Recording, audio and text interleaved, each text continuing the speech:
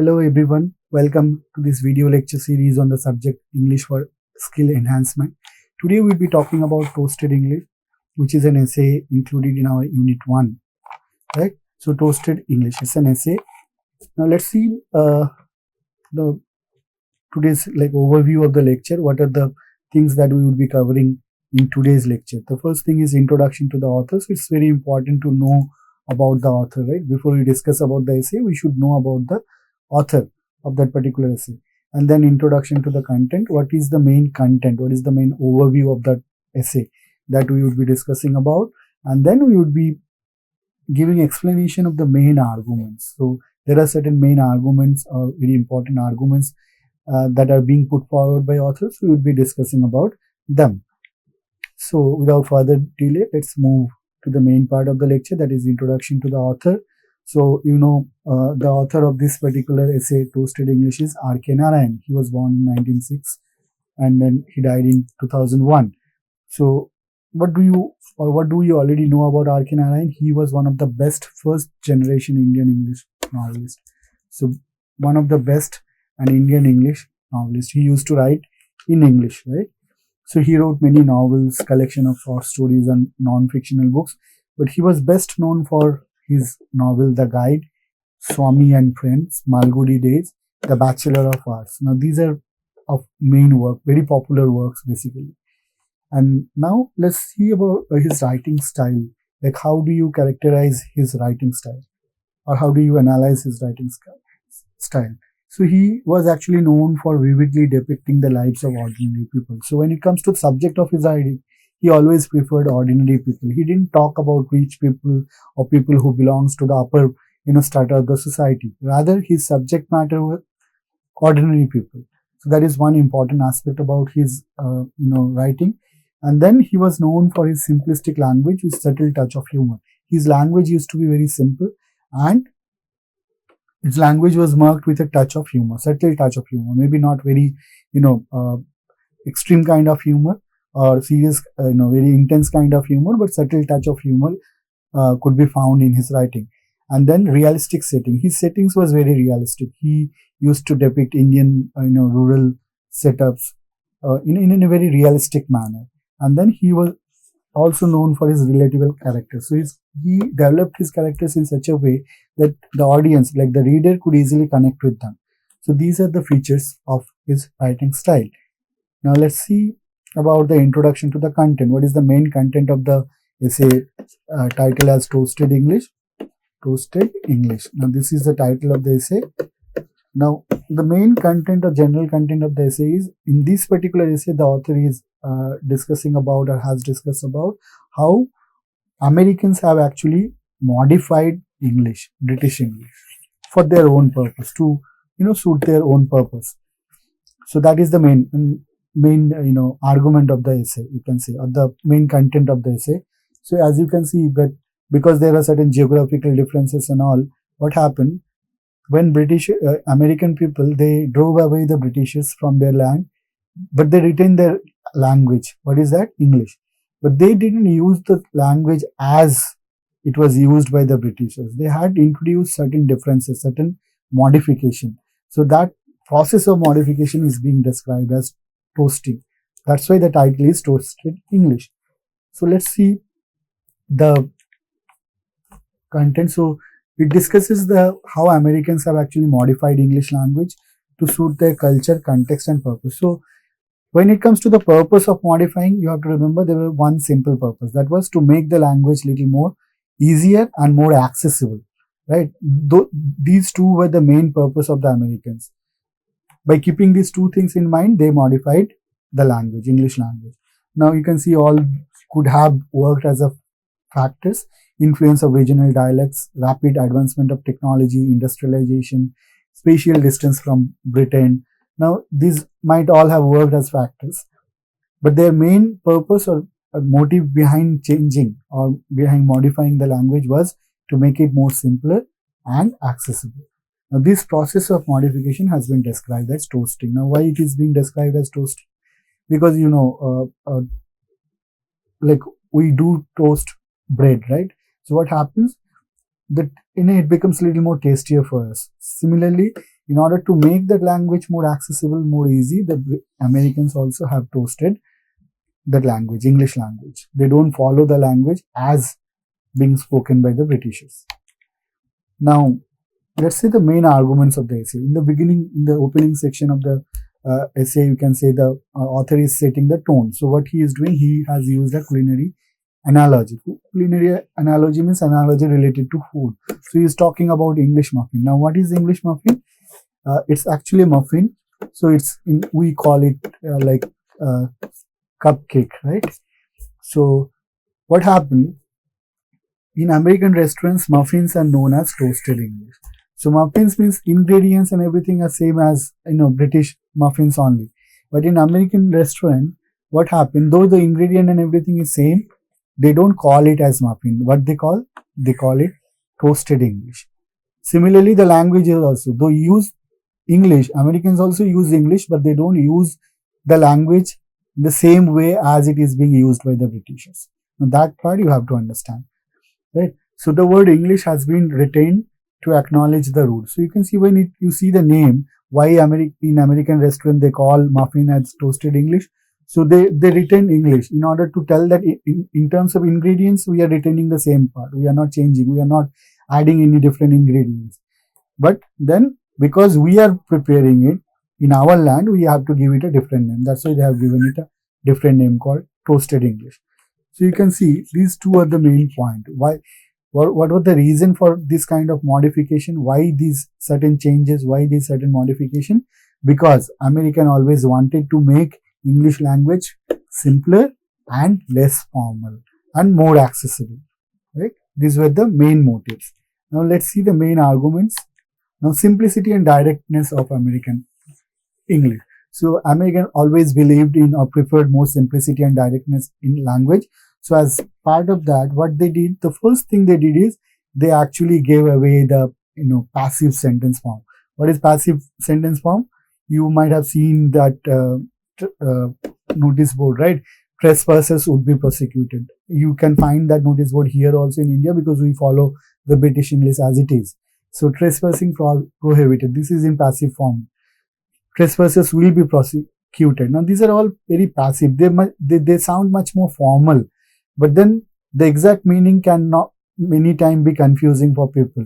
So instead of creating that confusion, what American did, they almost discarded passive sentence structure. They don't use it at all. They say things directly by using active voice. So that's why they say newly planted, do not walk.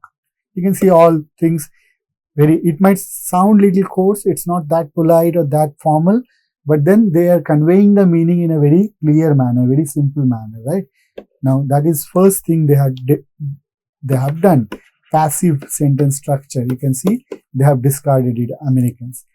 So you can also say in traffic signals also they use very simple kind of instruction, absolutely no parking. In India or in other places you will find under Municipal Act and so this area has been reserved, so and so a long notice would be written, and that too in passive sentence structure. Americans, they don't bother about that. Instead, what they say directly, absolutely no parking. Very simple, in a direct manner. Now, let's come to the next point, practicality and utility in languages. So this is something, practicality and utility. So they have introduced certain changes in order to bring more practicality and utility in their language. Now, American English stresses on functionality, avoid unnecessary details or verbosity. They just need focus on serving the purpose. That we need to understand. They don't, focus much on formality or verbosity. Now you can see that's why you will find in America office doors contains precise notice, do not enter. They don't write things in detail. Even you can find them much more blunt at times. In Hollywood, you will find like this, Mark Stevens, skip out. See, it sounds very coarse. It's not polite at all. But then they're conveying the meaning very clearly and directly. And that's why the Americans are actually known for. Okay, now let's come to the next argument. Let's see what is the next argument of the author. American usage of multi-purpose word. Now this is an important aspect that is being highlighted by the author when he was observing the difference between British and American English. What he observed that American people, they do use one single word for multiple purpose. In British, when it comes to British English, you will not find that kind of flexibility. You will find for almost everything, you will find a different word existing in British English. But in American English, it's not the case. They use one, word for multi-purpose, for different purpose. You can see example, check. Now, check can verify something. Check can also mean ticket. Check-in, check-out means, arrival or departure from a hotel. Check room means where we keep our possession. Check girl means custodian of those possessions. So one single word, but then they're using it for multiple purpose. That is one important feature of American English. They are different from British English in terms of this. In British English, you will not find, this kind of multi-purpose use of words. So another example is fabulous. What happened originally, it means extremely pleasing, but that American, they have modified it in such a way that even exactly to mean the opposite, eccentric and lunacy, also people use fabulous now. So that is the range of modification. You can see originally the word means something positive, extremely pleasing, but then they use it now even to mean exactly the opposite also. That, extent of modification happened in American English. Now, this is another important one. This is also actually called as, author has actually in a humorous way, he has termed it as national expression of American. Why national expressions? Because you'll find American people use this particular word, okay, almost everywhere. It is also one such word which is pronounced easily and for multiple purpose. So because it's very easy to pronounce, they use it for multiple purpose also.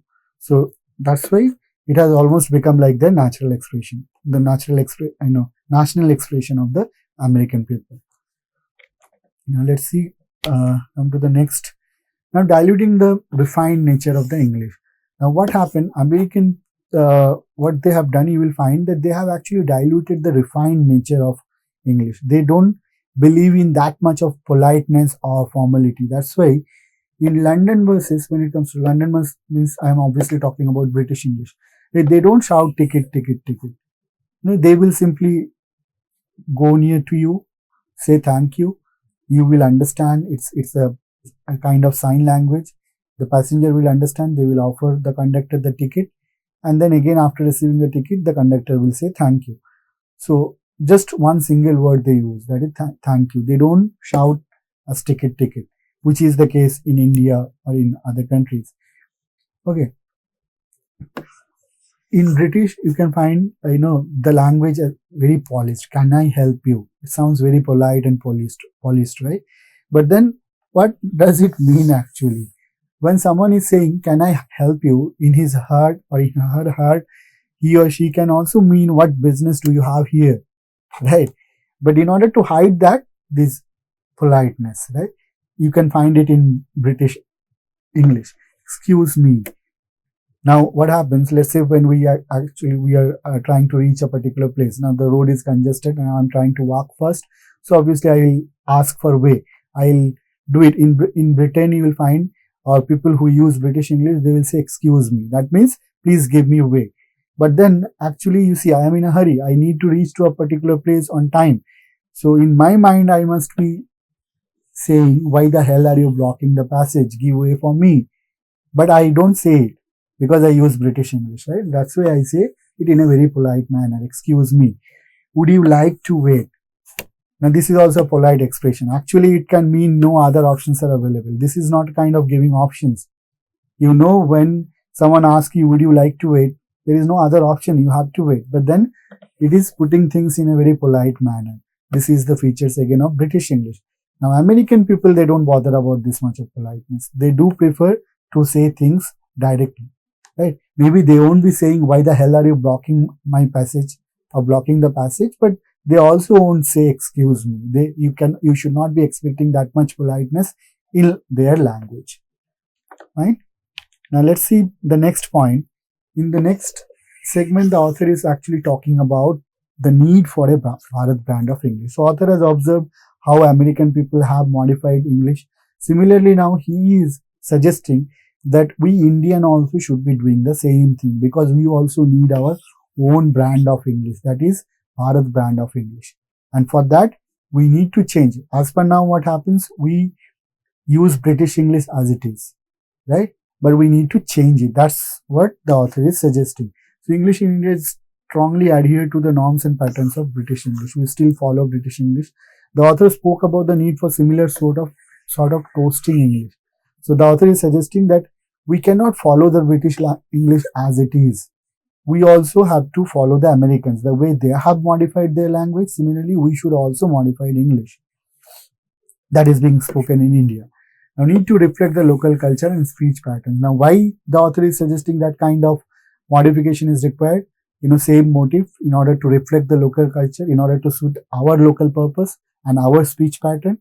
And then we also need to beyond English language, like we need to take English language beyond academic and administrative setup.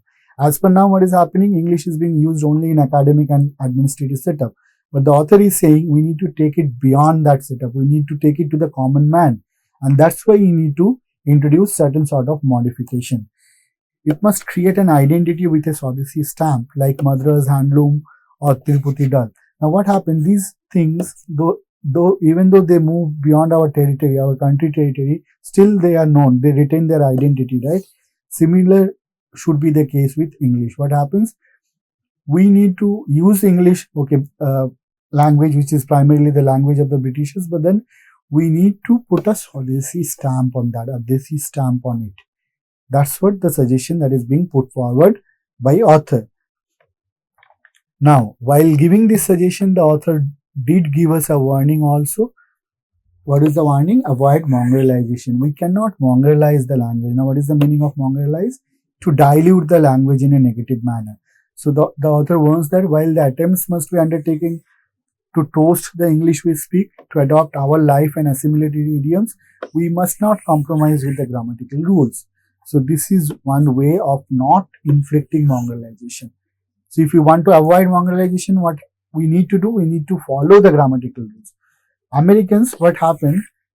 While they modified the language, they obviously made it much more suitable according to their culture, their purpose. It became much more accessible, all fine. The author is very appreciative of all those facts. But then he criticized the American for one reason. That what reason? They didn't even bother about grammatical rules, to follow the grammatical rules as it is.